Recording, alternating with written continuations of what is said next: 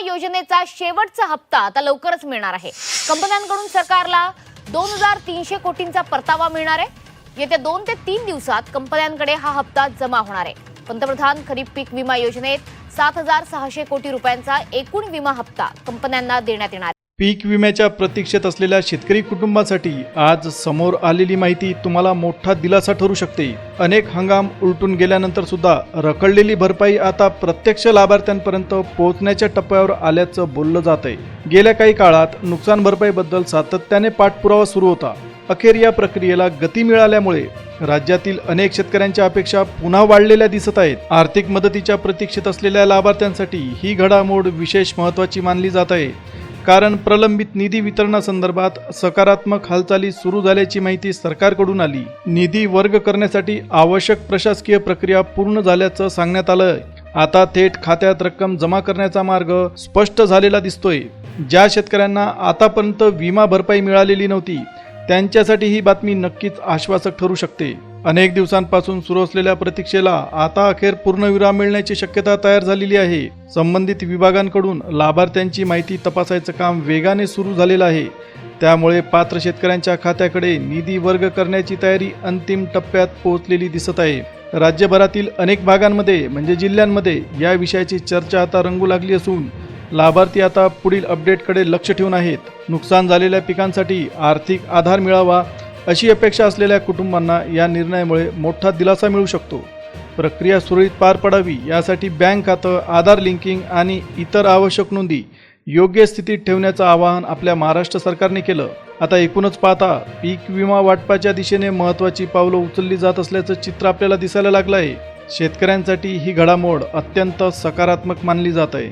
आता पुढे आलेल्या माहितीनुसार आतापर्यंत तब्बल 498 कोटी रुपयांचा निधी पात्र लाभार्थ्यांच्या खात्यात वर्ग करण्यासाठी प्रशासकीय हालचालींना वेग आलेला आहे। त्यामुळे आर्थिक संकटांचा सामना करणाऱ्या शेतकरी कुटुंबांना यामुळे मोठा दिलासा नक्कीच मिळेल। पीक नुकसानीनंतर मदतीच्या प्रतीक्षेत असलेल्या शेतकऱ्यांसाठी ही घडामोड अत्यंत महत्त्वाची इम्पॉर्टंट मानली जाते, कारण अनेक दिवसांपासून रखडलेली भरपाई आता प्रत्यक्ष वितरणाच्या दिशेने सरकत असल्याचं चित्र दिसायला लागलंय। आता यामागे खरीपसह इतर हंगामांमध्ये झालेल्या नुकसानीची भरपाई सुद्धा लाभार्थ्यांपर्यंत पोहोचवण्याचा उद्देश सरकारचा आहे। त्यामुळे ग्रामीण भागामध्ये या निर्णयाबद्दल जोरदार चर्चा सुरू झाली, परंतु सर्व शेतकऱ्यांना एकाच टप्प्यात निधी मिळेल असं चित्र सध्या दिसत नाही, कारण पात्रता आणि तपासणीची प्रक्रिया पूर्ण झालेल्या लाभार्थ्यांना सुरुवातीला प्राधान्य दिलं जाऊ शकतं अशी अत्यंत महत्त्वाची माहिती आपल्या कृषी मंत्रालयाने दिली। आता याच कारणांमुळे संबंधित नोंदी आणि आवश्यक प्रक्रिया तुम्ही योग्य प्रकारे पूर्ण केलेल्या आहेत का याची तुम्ही एकदा खात्री करून घ्या, कारण काही टेक्निकल अडचणी असतील, तांत्रिक अडचणी असतील किंवा तुमच्या कागदपत्रांमध्ये काही लहान सहान चुका असतील तर तुम्हाला लाभ मिळायला उशीर लागू शकतो। आता या घडामोडीनंतर अनेक भागांमध्ये शेतकरी वर्गामध्ये अत्यंत समाधानाचं वातावरण तयार झालेलं आहे, कारण दीर्घकाळ प्रलंबित असलेला पीक विमा वाटप शेतकऱ्यांच्या खात्यात जमा होण्याचे सकारात्मक संकेत दिसायला लागलेले आहेत। अनेक लाभार्थ्यांच्या मनात सध्या एकच प्रश्न निर्माण झाला की प्रत्यक्ष रक्कम खात्यात कधी जमा होईल। त्यामुळे पुढील अधिकृत अपडेटकडे सगळ्यांचंच लक्ष लागलेलं आहे। हाती आलेल्या माहितीनुसार पात्र शेतकऱ्यांच्या बँक खात्यात थेट निधी वर्ग करण्याची जी पद्धत आहे सरकारकडून वापरली जाईल। त्यामुळे अद्याप कोणतीही रक्कम न मिळालेल्या लाभार्थ्यांसाठी ही माहिती अत्यंत दिलासाची महत्त्वाची ठरू शकते। आता विशेष म्हणजे निधी वाटपासाठी निवडण्यात आलेल्या जिल्ह्यांची प्राथमिक यादी सुद्धा तयार करण्यात आली। त्यामुळे संबंधित लाभार्थ्यांनी आपल्या जिल्ह्याची स्थिती एकदा तपासून घ्या। संपूर्ण राज्यात एकाच वेळी वितरण करण्याऐवजी सुरुवातीला निवडक 16 जिल्ह्यांमध्ये ही वाटपाची प्रक्रिया राबवली जाईल। त्यामुळे पहिल्या टप्प्यात तुमच्या जिल्ह्याचा समावेश असेल तर तुमच्या खात्यात निधी जमा होण्याची प्रक्रिया अत्यंत वेगाने सुरू होईल। दीर्घकाळापासून प्रलंबित असलेल्या पीक विमा वाटपाबद्दल आता अत्यंत सकारात्मक पॉझिटिव्ह घडामोडी घडताना दिसत आहेत। अनेक जिल्ह्यातील पात्र लाभार्थ्यांसाठी ही माहिती अत्यंत महत्त्वाची मानली जाते। कोणत्या भागातील शेतकऱ्यांना सगळ्यात जास्त लाभ मिळू शकतो याकडे सुद्धा सर्वांचं लक्ष लागलेलं आहे। त्यामुळे ही संपूर्ण माहिती शेवटपर्यंत समजून घेणं प्रत्येक शेतकऱ्यासाठी फायदेशीर ठरू शकतं।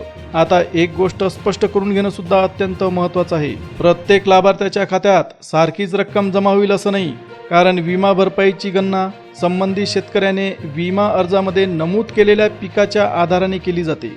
आता उदाहरणच घ्यायचं झालं तर ऊस, हरभरा, मक्का यांसारख्या पिकांची नोंद असलेल्या शेतकऱ्यांना तुलनेने जास्त रक्कम मंजूर होऊ शकते अशी शक्यता व्यक्त केली जात आहे. याउलट ज्या शेतकऱ्यांनी नाचणीचं पीक घेतलंय, ज्यांनी वरीसारखं पिकांची लागवड केलेली होती, अशा शेतकऱ्यांना, अशा लाभार्थ्यांच्या खात्यात तुलनेने कमी भरपाई जमा होऊ शकते. त्यामुळे एका शेतकऱ्याला मिळणारी रक्कम आणि दुसऱ्या शेतकऱ्याला मिळणारी रक्कम वेगवेगळी असू शकते. आता यामागील प्रमुख आधार म्हणजे पिकांचा प्रकार आणि त्या पिकासाठी निश्चित केलेली विमा नुकसान भरपाई. आता एकंदरीत जर आपण पाहिलं तर तब्बल 498 कोटी रुपयांच्या निधीमुळे हजारो कुटुंबांना आर्थिक मदतीचा आधार नक्कीच मिळेल.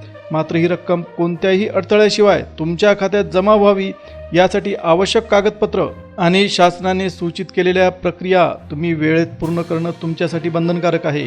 आता या दरम्यान शासनाने काही आवश्यक बाबींची पूर्तता करण्यावर सुद्धा विशेष भर दिला. कारण थेट खात्यात निधी वर्ग करण्यासाठी काही प्राथमिक अटी पूर्ण असणं गरजेचं मानलं जात आहे. सगळ्यात आधी ई-KYC पूर्ण असणं गरजेचं आहे. अनेक लाभार्थ्यांचे पैसे केवळ ही प्रक्रिया अपूर्ण राहिल्यामुळे अडकले होते. त्यामुळे तुमची ई-KYC ची स्थिती अपडेट आहे का याची तुम्ही एकदा खात्री करून घ्या. आता यानंतर बँक खात्याशी मोबाईल क्रमांक जोडलेला आहे का हे सुद्धा तुम्ही चेक करा. व्यवहाराची जी माहिती आहे आणि बँकेकडून पाठवले जाणारे जे SMS आहे ते वेळेवर मिळण्यासाठी या नोंदी पूर्ण असणं अत्यंत फायदेशीर ठरू शकतं. तिसरी आणि विशेष महत्त्वाची गोष्ट म्हणजे फार्मर ID कार्ड.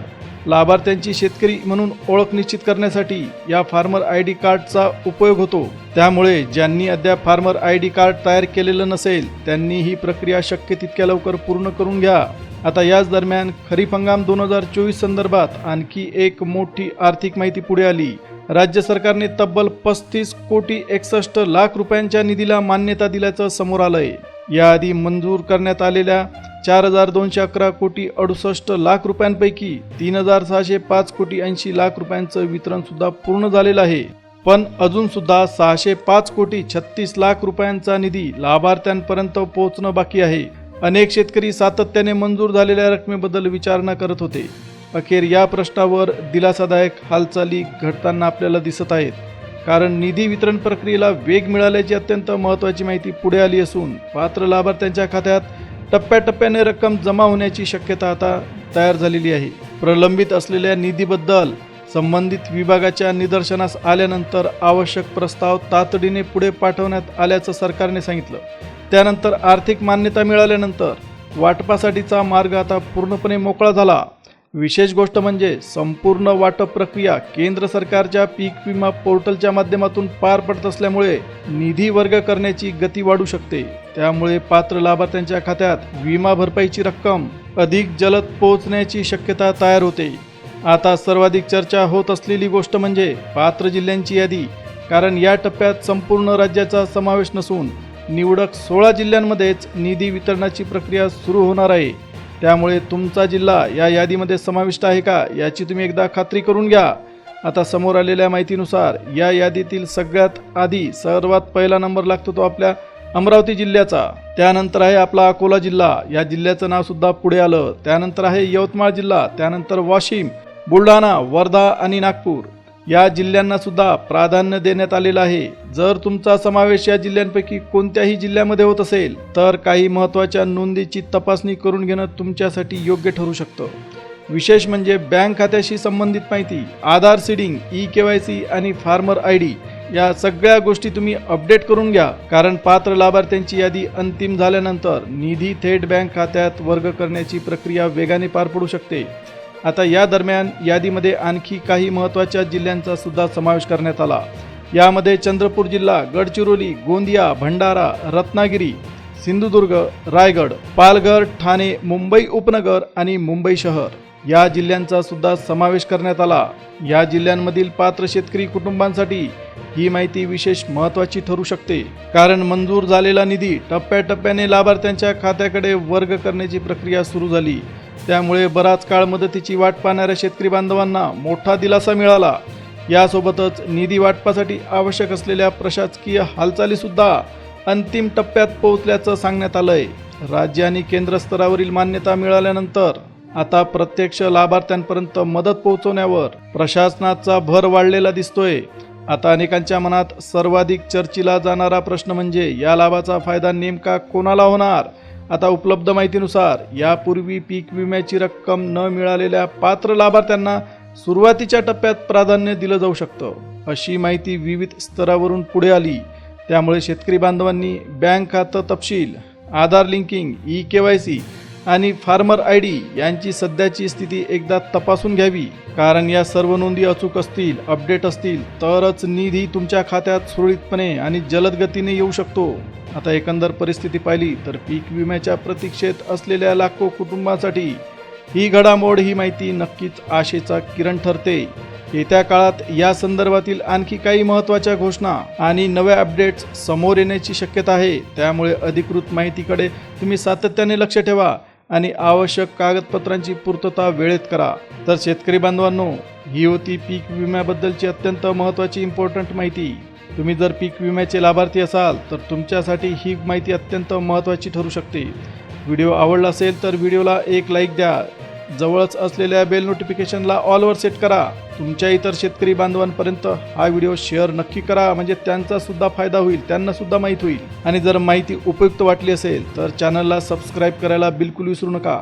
आता आपण पुन्हा भेटूया नवीन अपडेटसह, नवीन माहितीसह पुढच्या व्हिडिओमध्ये. तोपर्यंत धन्यवाद.